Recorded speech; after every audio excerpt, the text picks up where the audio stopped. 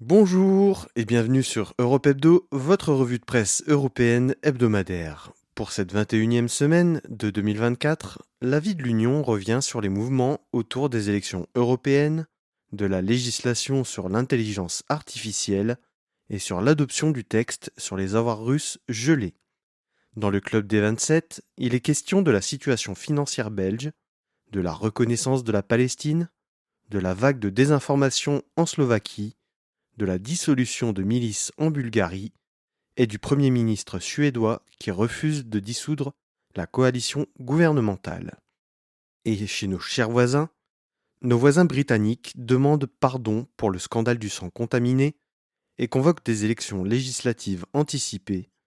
L'UE se met d'accord avec la Moldavie pour un pacte de sécurité et l'ONU se met d'accord pour commémorer le génocide de Srebrenica.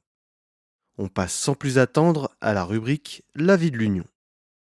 Élections européennes, l'embarras de Valérie Ayé concernant ses alliés néerlandais. Alors que la tête de liste de Renaissance est co-tête de liste de Renew Europe, avec Sandro Gozzi et Marie-Agnès Strack-Zimmermann, fait campagne contre l'extrême droite, l'annonce de la participation du VVD à la coalition gouvernementale néerlandaise avec le PVV de Geert Wilders affaiblit son discours contre l'extrême droite. Valérie Ayé envisage donc de demander l'exclusion du Parti libéral néerlandais. Seulement, elle ne peut pas procéder à l'exclusion seule. Elle envisage de réunir le groupe parlementaire au lendemain de l'élection pour évoquer la question. Seulement, la France fait office d'exception dans les régimes politiques des États membres. La plupart de ses alliés font partie d'un système à la proportionnelle et les coalitions sont incontournables. Actuellement, ce sont 13 partis du groupe centriste qui font partie de coalitions gouvernementales, tantôt avec les Verts et les socialistes, tantôt avec la droite et l'extrême droite.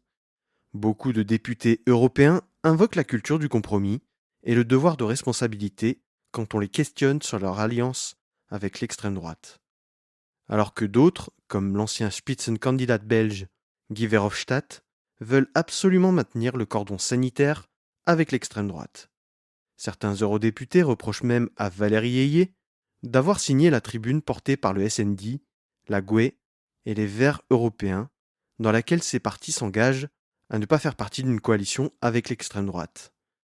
Un texte qui a pour but de mettre la pression sur Ursula von der Leyen, qui ne ferme pas la porte à une coalition avec certains partis conservateurs et réformistes européens. Élections européennes encore, horrible semaine de l'AfD qui pose la question de l'alliance des droites. C'était la goutte de trop. Dimanche 19 mai, Maximilian Krah, tête de liste de l'AfD aux européennes, s'est fait épingler pour une interview donnée à la Repubblica. La raison ? Il y dit que tous les SS n'étaient pas des criminels. Après la réunion en novembre avec le militant néo-nazi autrichien Martin Zellner, de certains membres de l'AfD, durant laquelle ils auraient discuté de remigrer plus de 2 millions, je cite, d'immigrés non assimilés vers le Maghreb, après les enquêtes qui entourent les deux premiers de liste aux européennes, ou encore les slogans nazis utilisés par Björn Höcke, Marine Le Pen a décidé de rompre définitivement avec son allié allemand. Même si l'AfD l'a interdit de faire campagne ainsi que son numéro 2 Petre Bistron, le mal est fait. Mercredi 22 mai, l'exclusion de l'AfD du groupe Identité et démocratie était actée. Krah se retire même du bureau fédéral de l'AfD. Consciente que les dérapages de l'AfD pouvaient couper la dynamique du Rassemblement national, Marine Le Pen a demandé l'exclusion de l'AfD du groupe Identité et démocratie. Une initiative soutenue par Matteo Salvini, président de la Ligue en Italie.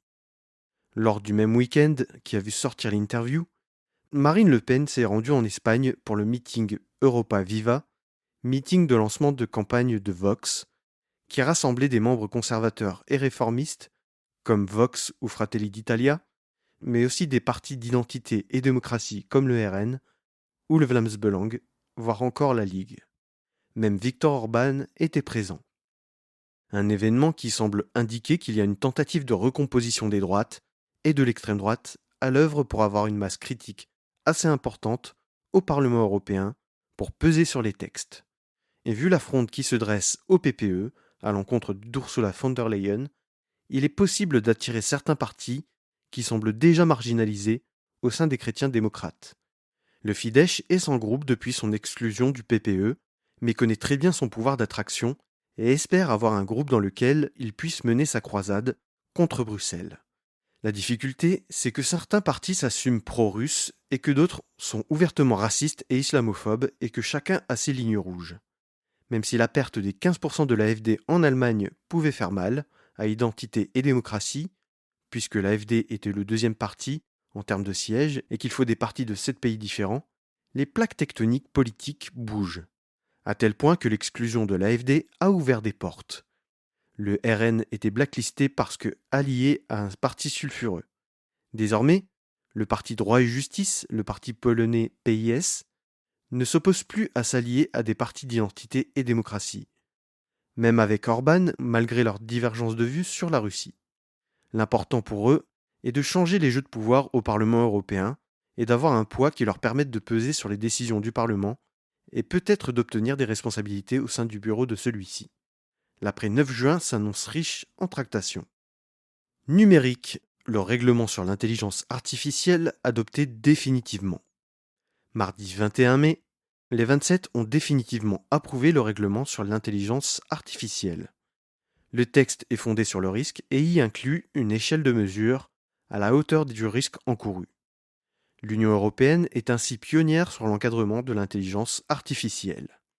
Les IA à risque limité seront soumises à des obligations de transparence très légères, alors que les systèmes à haut risque devront automatiquement présenter des exigences renforcées avant que leur autorisation ne soit délivrée.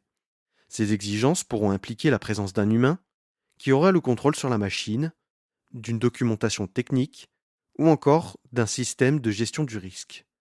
Le texte anticipe les interdictions comme le crédit social que l'on peut déjà observer en Chine. Les interdictions seront essentiellement établies si elles sont contraires aux valeurs européennes. Aussi, les droits d'auteur et l'assurance de qualité des données utilisées devront être respectés. Les IA génératives devront obligatoirement labelliser créés par IA les textes, sons et images générés pour éviter toute manipulation. Le règlement s'appliquera à partir de 2026. International. Accord trouvé par les 27 sur l'utilisation des intérêts des avoirs russes. Mardi 21 mai, les 27 sont enfin parvenus à un accord pour saisir les intérêts provenant des avoirs russes gelés dans l'Union européenne. Ils actent donc l'accord de principe du 8 mai. Cet accord devrait soutenir un plan de près de 50 milliards de dollars garanti par les fonds saisis aux États-Unis dans le cadre du G7. L'UE prévoit d'utiliser 90% des fonds saisis pour aider l'Ukraine à acheter des armes et les 10% restants seront reversés au budget européen pour renforcer les capacités de l'industrie de défense ukrainienne. Il reste encore à définir quel État sera émetteur de la dette, la répartition des risques et des remboursements, si jamais les intérêts ne remplissaient pas les attentes, estimées aux alentours de 3 milliards d'euros par an. Passons désormais au club des 27. Belgique, le pays face à un mur budgétaire. Je vous en parlais il y a quelques semaines et les derniers chiffres de la Commission européenne le confirment. La Belgique creuse son déficit et devrait atteindre 4,7% fin 2024, très loin des 3% requis par les critères du pacte de stabilité et de croissance. Pire, les estimations pour 2029 sont de 5,6%.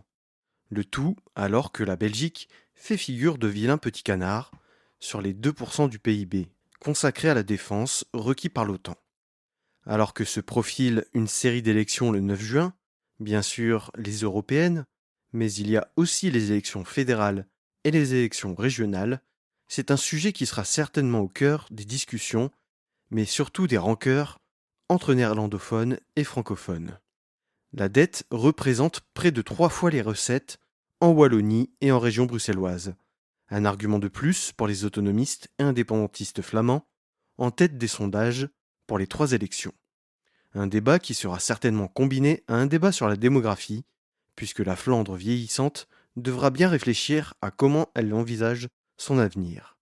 Les mesures sur les retraites, l'augmentation du salaire minimum et la baisse de la TVA sur l'électricité et le gaz, adoptées sur proposition du gouvernement De Croo, n'ont pas été compensées financièrement et elles creusent le déficit.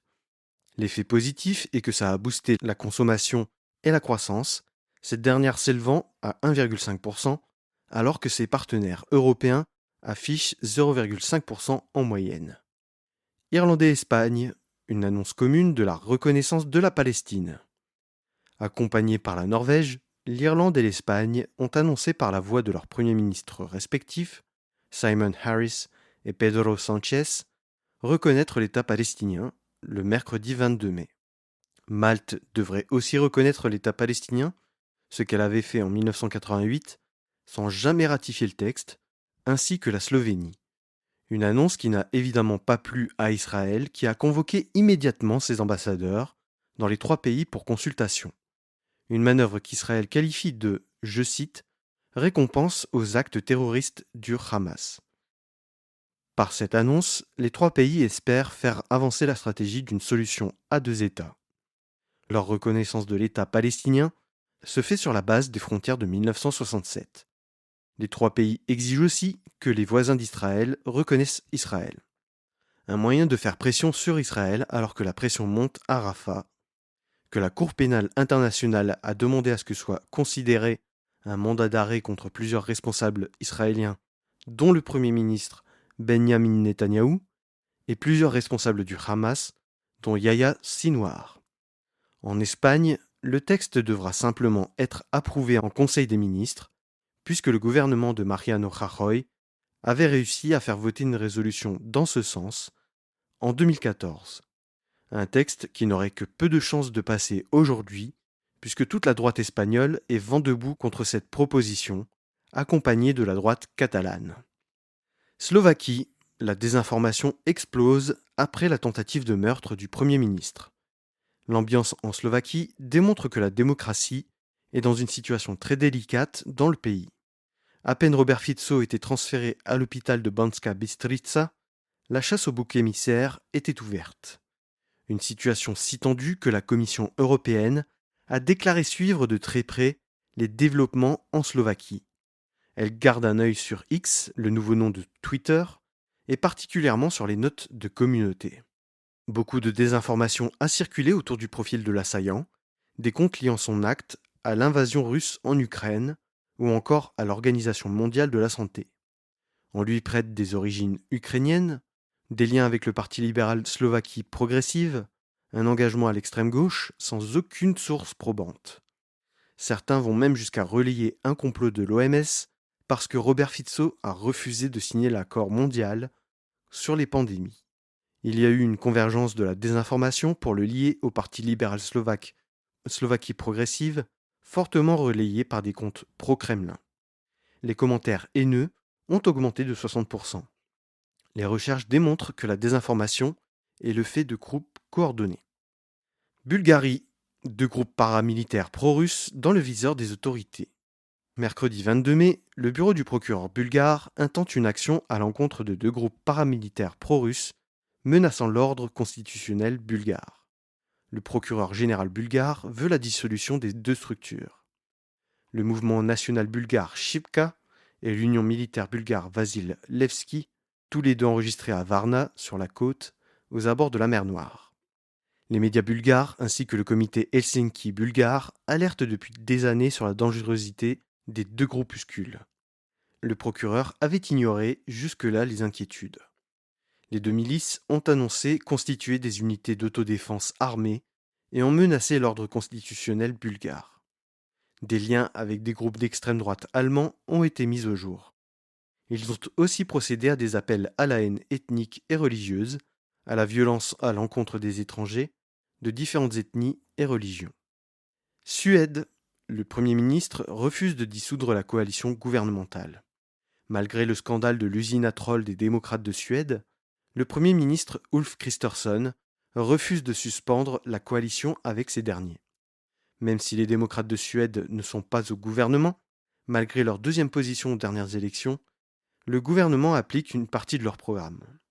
Le Premier ministre suédois indique qu'il a pu en discuter avec Jimmy Åkesson, le leader d'extrême droite. Il demande aussi à Magdalena Andersson, chef du Parti social-démocrate, de modérer ses propos à l'encontre du gouvernement. Muharrem Demirok, leader du parti du centre et aussi membre de la coalition gouvernementale, indique que ça lui fait penser aux méthodes russes et pointe le Parti des démocrates de Suède comme un cheval de Troie de la démocratie. Passons enfin à la rubrique Nos chers voisins. Au Royaume-Uni, le Premier ministre demande pardon au nom de l'État pour le scandale du sang contaminé. C'est un serpent de mer qui traverse la vie politique britannique depuis près de 50 ans. Rishi Sunak y a probablement mis fin en demandant pardon au nom de l'État. En 2017, Theresa May, alors Première ministre britannique, avait décidé de lancer une enquête publique sur l'affaire du sang contaminé. Pour se remettre dans le contexte, il faut remonter aux années 1970, une époque où des pays européens, la France comme le Royaume-Uni, étaient très loin de l'autosuffisance sur les produits sanguins. La solution était d'en importer des États-Unis, où le don de sang est indemnisé, mais se faisait auprès de publics à risque, notamment des prisonniers, sans que les poches ne soient préalablement contrôlées. Malgré le fait d'avoir eu connaissance de cas d'hépatite liés à la transfusion sanguine dans les années 70, le NHS a complètement fermé les yeux sur les contaminations, n'ayant pas de solution alternative. Et quand le VIH a frappé le pays dans les années 80, les patients n'y ont pas échappé.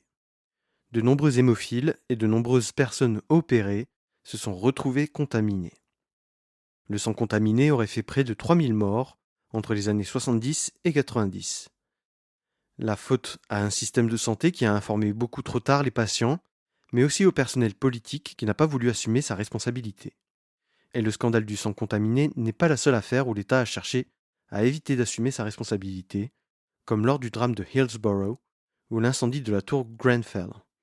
Généralement, les administrations britanniques font corps, ignorent la parole des victimes et refusent de reconnaître leurs torts. Leur rapport insiste sur le fait que cette manière de faire ne peut plus arriver. Certaines victimes ont reçu une indemnisation de 100 000 livres en 2022 après un rapport d'étape. L'indemnisation de toutes les victimes devrait s'élever à plusieurs milliards. Ça ne rendra certainement pas justice à ceux qui ont péri ces 40 dernières années à cause du sang contaminé. Royaume-Uni encore, des élections générales avancées au 4 juillet. C'est une annonce que tout le monde attendait, mais le timing a surpris beaucoup de monde. Le Premier ministre britannique a annoncé mercredi 22 mai la tenue des élections générales le 4 juillet. Une annonce surprenante puisque tout le monde s'attendait à ce que les élections soient organisées à l'automne, voire début 2025 au plus tard. Voyant la dynamique sondagière de ses adversaires travaillistes, il a voulu couper l'herbe sous le pied de l'opposition. Les travaillistes se disent prêts malgré l'anticipation du scrutin. Rishi Sunak mise sur son bilan économique, des indicateurs d'inflation et de croissance se montrant favorables actuellement. Les travaillistes seraient en ce moment crédités de 20 points de plus que les conservateurs, mais certains remettent en cause la qualité des sondages, bien que les Tories semblent usés après 14 ans au pouvoir. Le leader travailliste Keir Starmer a vécu une petite fronde interne pour son positionnement sur Gaza. Mais ça ne l'empêche pas d'être confiant, étant donné que les élections locales du mois dernier ont ramené des terres rouges historiques, raflées par la droite sous Boris Johnson, dans le giron travailliste. Moldavie, un pacte de sécurité signé avec l'Union européenne. Mardi 21 mai, l'UE et la Moldavie ont signé un accord de partenariat en matière de défense et de sécurité pour l'aider à résister aux menaces russes. Le pays est particulièrement vulnérable du fait de l'occupation de la Transnistrie par la Russie. Ces derniers mois, le gouvernement moldave a été victime de déstabilisation, de campagnes de désinformation qui avaient pour but de mener au renversement de la présidente, Maia Sandu. L'approche des élections présidentielles augmente un peu plus le risque d'ingérence et de manipulation de l'opinion publique moldave. Aucun détail n'a fuité, ce qui est normal dans le cadre de questions de défense. Certains fonctionnaires européens admettent que c'est essentiellement pour préserver l'intégrité et l'indépendance de la Moldavie. Bosnie, le génocide de Srebrenica reconnu par les Nations Unies. Jeudi 23 mai, une résolution des Nations Unies a été adoptée pour fixer une date de commémoration et de réflexion autour du génocide de Srebrenica, qui se tiendra tous les 11 juillet à partir de 2025. Une résolution qui n'a pas recueilli un énorme soutien, puisque 84 pays ont voté pour, 19 contre, et 68 pays ont choisi de s'abstenir. Le président serbe Aleksandar Vučić et le chef des Serbes de Bosnie Milorad Dodik n'ont pas caché leur colère après le vote de la résolution. Même si le texte a été édulcoré et ne mentionne même pas les Serbes, les deux responsables rejettent cette résolution qui les tient pour génocidaires d'après eux. Le texte trace des lignes politiques très claires et polarise un peu plus l'Occident et le Sud global. La Hongrie, sans surprise, se trouve aux côtés de la Chine et de la Russie dans le camp du contre. Un vote timide qui fait dire aux Serbes que ce texte est très peu soutenu et donc illégitime. Une décision qui pourrait bien refaire monter la température entre la Republika Srpska et le gouvernement bosnien. Voilà, c'est tout pour cette semaine. Merci d'avoir écouté Europe Hebdo. Retrouvez le podcast sur Spotify, Apple Podcast, Deezer, YouTube Music et YouTube. N'hésitez pas à vous y abonner, aussi sur les réseaux sociaux, Facebook, Instagram et LinkedIn. Venez discuter en commentaire du sujet qui vous a le plus marqué, interrogé ou qui a été votre coup de cœur. Et surtout, n'hésitez pas à liker et à repartager autour de vous. À la semaine prochaine sur Europe Hebdo.